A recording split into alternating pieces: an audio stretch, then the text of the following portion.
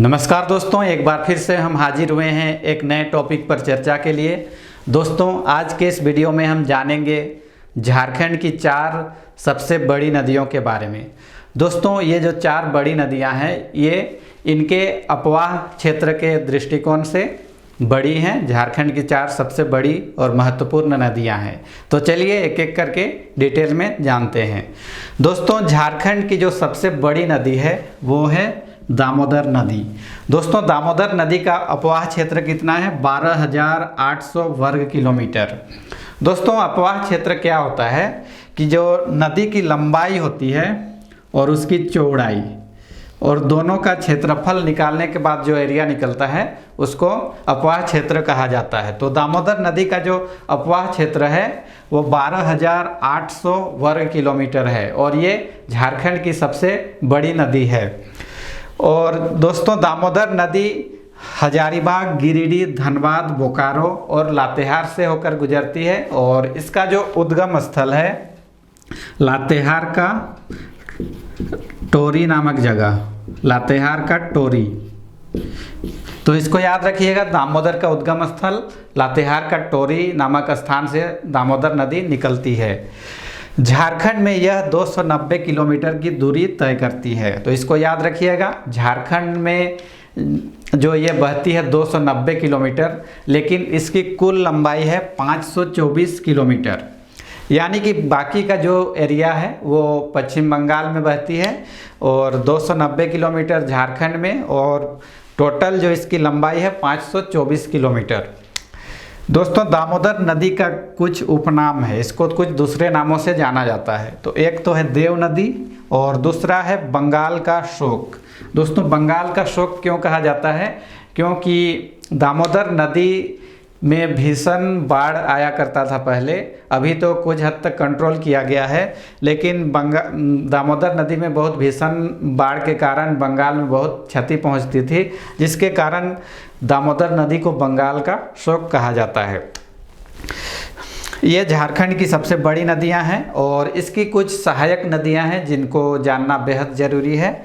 दामोदर नदी की कुछ सहायक नदी है बराकर, बोकारो, कोनार, जमुनिया, कतरी। इनको जरूर याद रखिएगा, एग्जाम में अक्सर पूछा जाता है। एक बार फिर से रिपीट कर देते हैं, बराकर, बोकारो, कोनार, जमुनिया, कतरी, ये सब दामोदर नदी की सहायक नदियां हैं।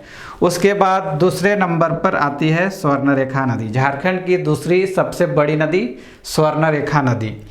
इसका जो अपवाह क्षेत्र है 11,868 वर्ग किलोमीटर, 11,868 वर्ग किलोमीटर। दोस्तों, स्वर्णरेखा नदी झारखंड की एकमात्र ऐसी नदी है जो सीधे डायरेक्टली बंगाल की खाड़ी में गिर जाती है। दोस्तों, स्वर्णरेखा नदी को सागर तक पहुंचने के लिए किसी दूसरे बड़ी नदी का सहारा नहीं लेना पड़ता है।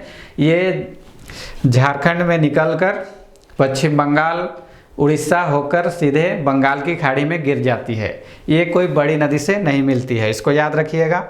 इसकी कुछ सहायक नदियां हैं। स्वर्णरेखा नदी की सहायक नदी एक तो है राढ़ू, कांची और खरकई। राढ़ू, कांची, खरकई 3 बहुत ही महत्वपूर्ण सहायक नदियां हैं स्वर्णरेखा नदी की। दोस्तों, स्वर्णरेखा नदी में एक बहुत ही प्रसिद्ध वाटरफॉल का निर्माण होता है रांची से कुछ दूरी पर, 25-30 किलोमीटर की दूरी पर, जिसको हुंडरू जलप्रपात कहा जाता है। तो इसको भी याद रखिएगा। उसके बाद नेक्स्ट है दक्षिणी कोयल नदी। झारखंड की तीसरी सबसे बड़ी नदी दक्षिणी कोयल नदी और इसका जो अपवाह क्षेत्र है 11,099 वर्ग किलोमीटर, 11,099 वर्ग किलोमीटर। और ये लोहरदगा, गुमला, पश्चिमी सिंहभूम और रांची जिले में बहती है। लोहरदगा, गुमला, पश्चिमी सिंहभूम और रांची। दोस्तों, इसका जो उद्गम स्थल है, दक्षिणी कोयल नदी का उद्गम स्थल कहाँ पर है?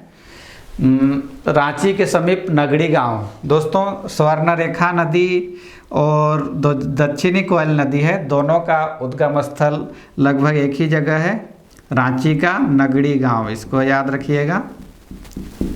स्वर्णरेखा और दक्षिणी कोयल नदी रांची के नगड़ी गांव से निकलती है, या दक्षिणी छोटा नागपुर के पठार से भी निकलती है, ऐसा भी कह सकते हैं। और इसकी एक सहायक नदी है कारो। कोयल, दक्षिणी कोयल नदी की एक सहायक नदी है कारो नदी। तो ये सब इम्पोर्टेंट पॉइंट है। उसके बाद झारखंड की जो चौथी सबसे बड़ी नदी है वो है उत्तरी कोयल। दोस्तों बाकी सब नदियाँ, जो 3 नदियाँ हैं वो पूरब दिशा की ओर बह के जाती है, पूरब या दक्षिण पूर्व दिशा की ओर बह के जाती है। लेकिन जो उत्तरी कोयल है उसका जो अपवाह क्षेत्र, अपवाह की दिशा है वो उत्तर पश्चिम की ओर है। तो उत्तरी कोयल का अपवाह क्षेत्र है 9030 वर्ग किलोमीटर। 9030 वर्ग किलोमीटर इसका जो अपवाह क्षेत्र है। इसकी सहायक नदियां हैं औरंगा और अमानत। दोस्तों ये काफ़ी इम्पोर्टेंट है, अक्सर पूछा जाता है। औरंगा और अमानत उत्तरी कोयल नदी की 2 महत्वपूर्ण सहायक नदियां हैं। दोस्तों जो उत्तरी कोयल नदी है वो लातेहार, गढ़वा, पलामू से होकर बहते हुए बिहार में चली जाती है।